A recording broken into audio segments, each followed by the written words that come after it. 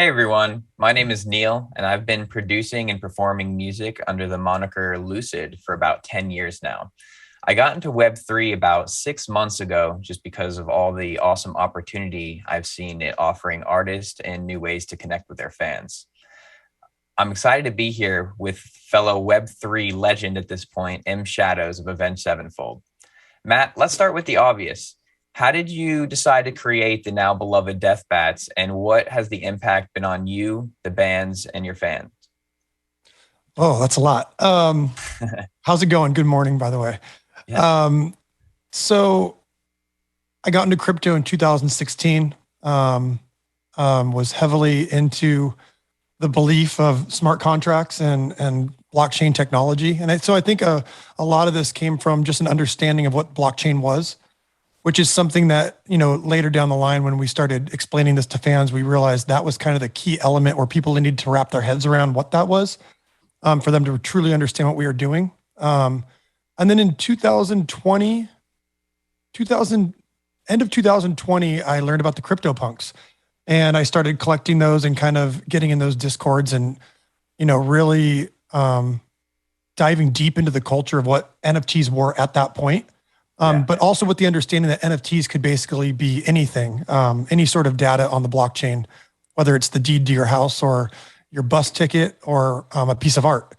yeah. And with that concept in mind, shortly after the Bored Apes minted, and while we were minting the Bored Apes, I remember there was a bathroom that you could do graffiti on, but you needed to have your token to get in.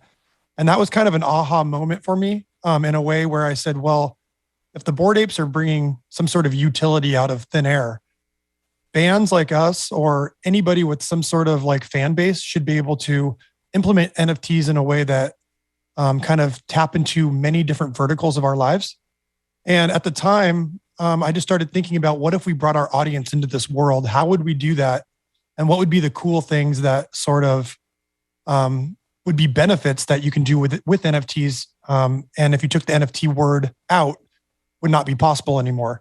And I started finding all these kind of, I guess, touch points, whether it be publishing or metaverse, sort of token gated events or in real life experiences that we could start offering to fans in a much cooler, smoother way for not only them, but for us. And so that's kind of what really got the ball rolling for us. And so then we just started thinking deeply on how we can make the fans experience better. I love that. And I love what you said about how you were looking to do something that you could not do before without that NFT or that blockchain technology being there, which I think it's super important that y'all push for that. And it's, in my mind, what I really love about your project is this isn't just like another Patreon or something that existed in Web 2. It's kind of transcended that, which is awesome. So yeah, good work there. Yeah, I think you have things that have twisted the norm on their head. One is ownership of the IP, right? This is something that we've spent 22 years as a band building up our brand. We can call, I think it's safe to call it that. It's music, but it's also merchandise. It's live events. It's culture. And the idea that you can get a algorithm sort of generative art version of that for you that you own and that you can participate in this community, but you could also sell, you could also start a business, you could do so many things with it. The idea that you own the club is a complete, it twists everything on its head, which I think is very fun. And then I think the idea that, yeah, you can do free tickets for fans. Yeah, you can use email addresses, which can be, you can make a million email addresses. You can do a bunch of things.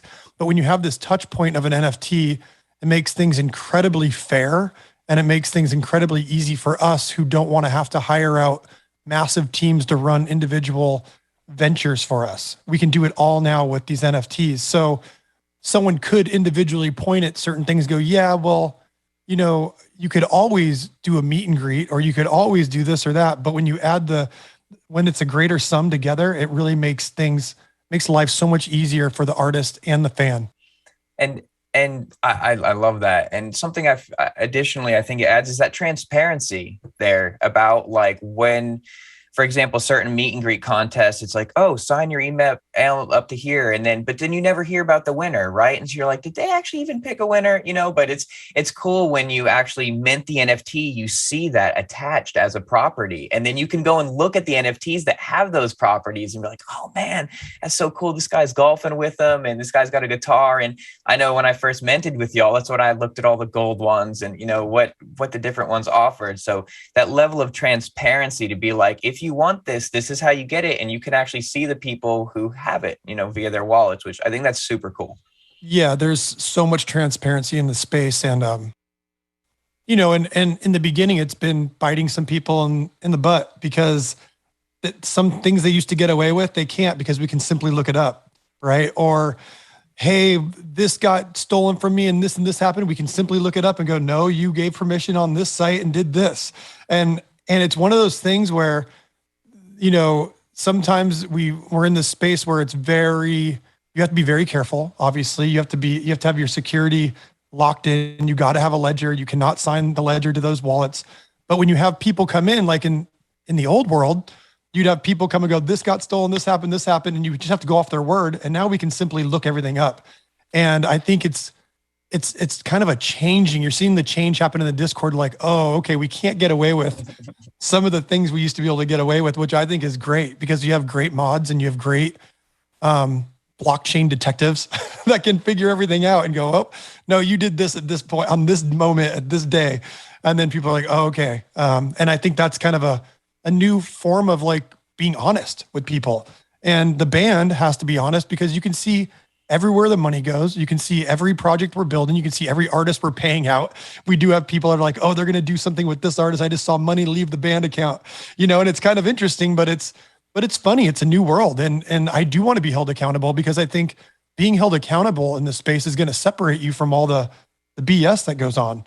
And I think it's a good thing. Definitely, 100%. And that's such a good word for it. Is just accountability, where artists, you know, companies may not have had that accountability to their fans like it exists now. And I think it's great for the fans. And it's ironic because a lot of people who aren't in the space are afraid to enter the NFT space because of all the, you know, scams and stuff they hear about. But actually, once you get into it and involved with the right projects, you're like, oh no, I actually feel safer with this investment than many other investments in the past, you know. And it's different. It's a different kind of investment. You invest more than just your finances, but again, you're a fan of this. This is something you actually care about. Like I know y'all were actually the first project I ever minted when I got into this world. And, you know, I was a long time fan of the music. So it was more than me just wanting to, you know, put money somewhere for future gain. It was, you know, investment of my passion and soul too. So I think that's super cool. Yeah, this is where, you know, NFT 2.0 is going to come in. And I talk about this a lot because, you know, with Avenged Sevenfold, we have a product and we already know what we're getting, right? It's not like, I tell this story sometimes and it comes from a VC guy that had started a couple companies and he had a couple exits. And one of the things that was striking to him was when he was trying to do his first IPO, he had one part of his company that was profitable. And the banks came to him and said, you need to get rid of that part of your company. Because if people can see exactly what you make, then we know exactly what the stock is worth. But if you can get rid of that part of the company, then you let people speculate, it's going to run wild and we're going to get a much better showing, you know, when it goes to IPO. A lot of NFTs right now are simply pay and then hope that someone can come up with the promise that they're going to, you know, grant you. We're going to start a video game. We're going to give you characters in this universe. We're going to drop this. We're going to drop that. But these things take years and years to create and to build properly. And the thing with Avenged Sevenfold is, and what you're going to start seeing with companies that come online, it's like, well, we already know what that is. If you were to say, we're going to start an NFT and we're going to get 5 guys together and they're going to start a band, they're going to get signed to a major label, and then we're going to sell 20 million records and you're going to go around the world and headline festivals. Do you want to be a part of this? The NFT would be worth 20, 30 ETH.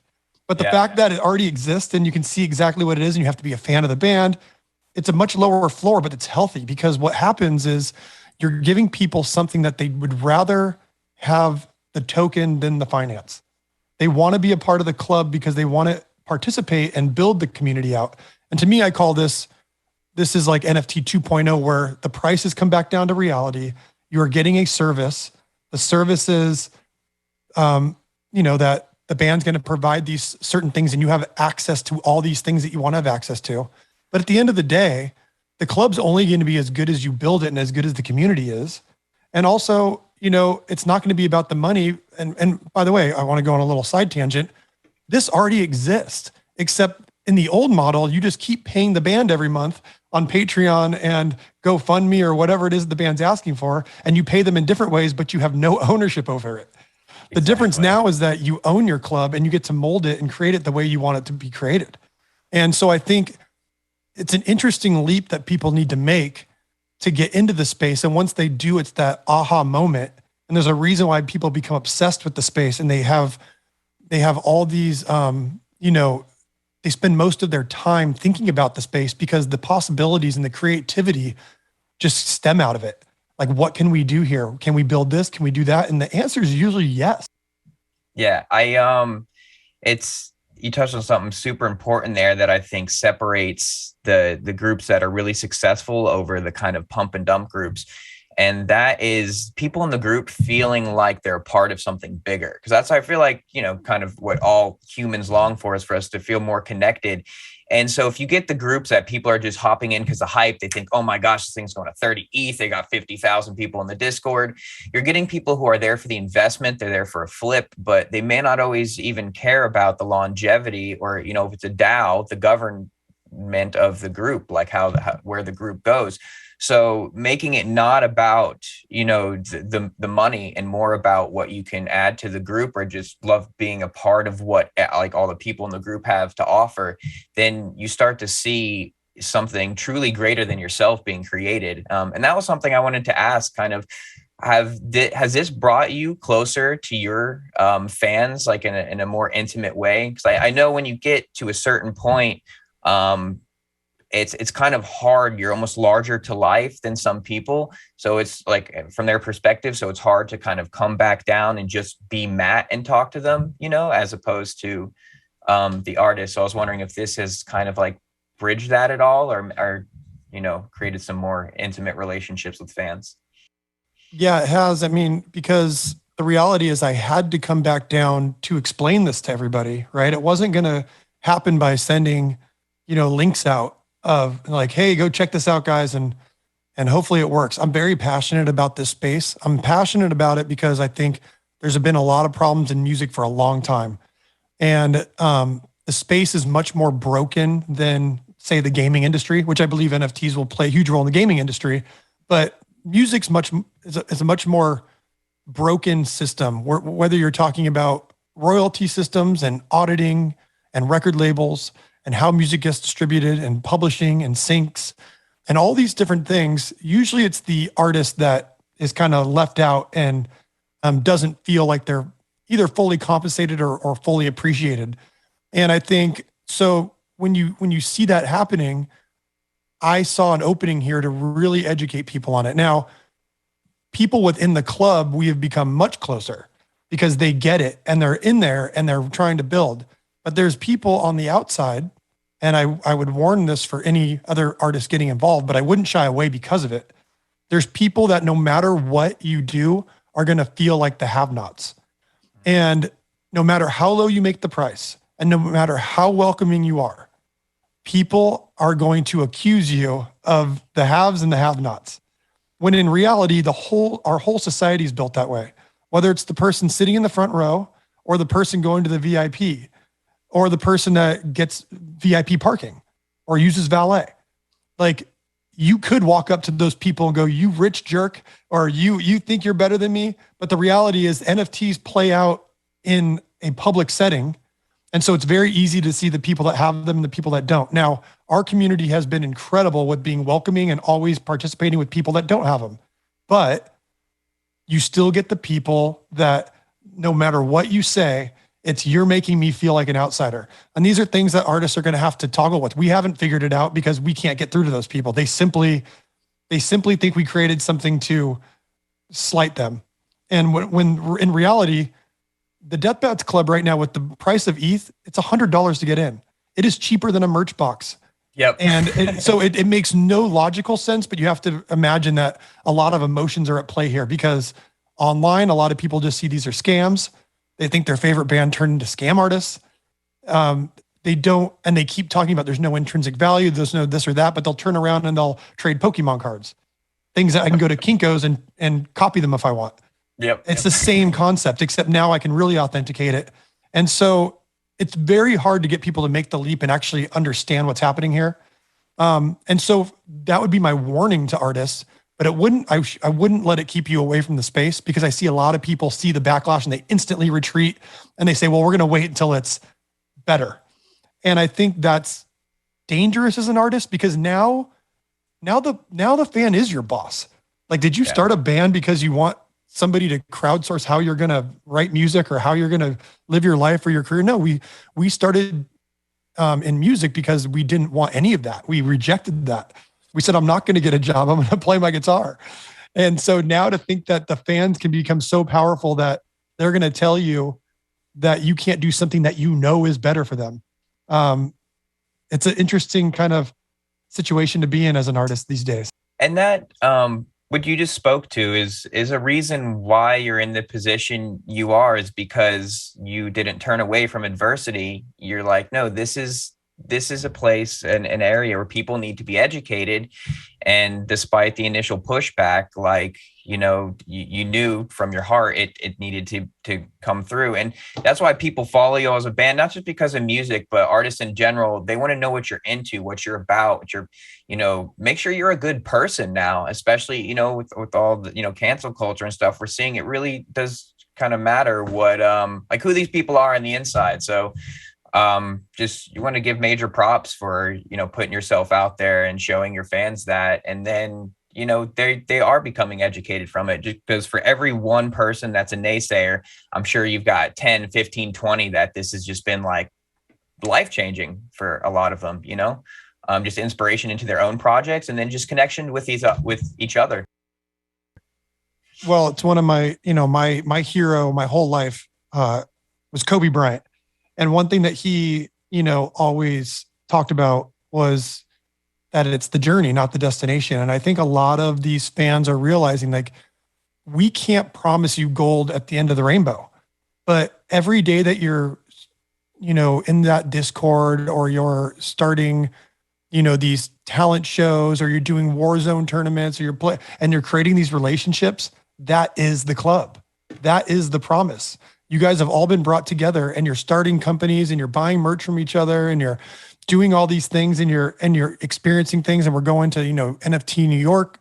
We're throwing a party where these people will get to see each other face to face for the first time. It reminds me of when I was playing tons of Call of Duty, back in the day and meeting all these people online when Xbox Live first started. Then you meet them in real life. You go on tour and you meet them in real life. So it's one of those things where people are starting to understand, it's the journey. We're already in it. There's nothing at the end of this rainbow. Literally, this is our life. It's playing out. And this is a culture and an ecosystem and a group of people that I identify with. I see the bat on Twitter. That's who I identify with. Those are my people. We can always count on each other. And that is the club. That's the promise. I love that. Well, it looks like we're getting close to time here. And I just, everything you said, it really shows why the Deathbats, from the start, were as a project I look up to. And I feel like a lot of other people getting into this space should really, look at what y'all are doing, because I feel like you are approaching it from a very pure and a very good place. Do you have any closing thoughts to artists or fans as we kind of move out about maybe them entering the space? Any last advice or tips? Yeah, I think there's a lot there. Thank you very much for the kind words, by the way. I feel like, for fans that want to be involved, we welcome them. We're excited to have them. We're going to keep building this thing out. A lot of what we're doing now is building out tools for other bands to use. making it super easy for the not only the fan, making it easier than even going into Shopify, like making it so easy that like everything is just locked into your token. We're talking with, you know, big ticketing agencies right now to make sure that everybody's life is easier from A to B in every aspect. But I think for the fans that aren't involved, you know, it's important to let them know that we are working on music, and music is always going to be the heartbeat of this club. And that, you know, once the new record comes out, all this stuff is going to work seamlessly together. But we appreciate the patience while we build these protocols out, because it takes a long time to do it right. And, you know, doing a record, building out all these Web3 sort of things, building metaverses out. I think it's important that we appreciate the time we've been given, because it takes time to do it right. And we love all of them. And so, you know, we're just going to keep trucking away, and it's been exciting for sure. Hey, well, thank you so much, Matt. You know, I appreciate you sharing all the knowledge on here and all the knowledge beforehand, because like I said, y'all have just been so adamant about, like, even all the videos on the Deathbats site about, you know, bringing people into crypto and the club specifically. So just a huge thank you. And, you know, I'll see you in the Deathbats Discord. I appreciate it, bro. Appreciate it.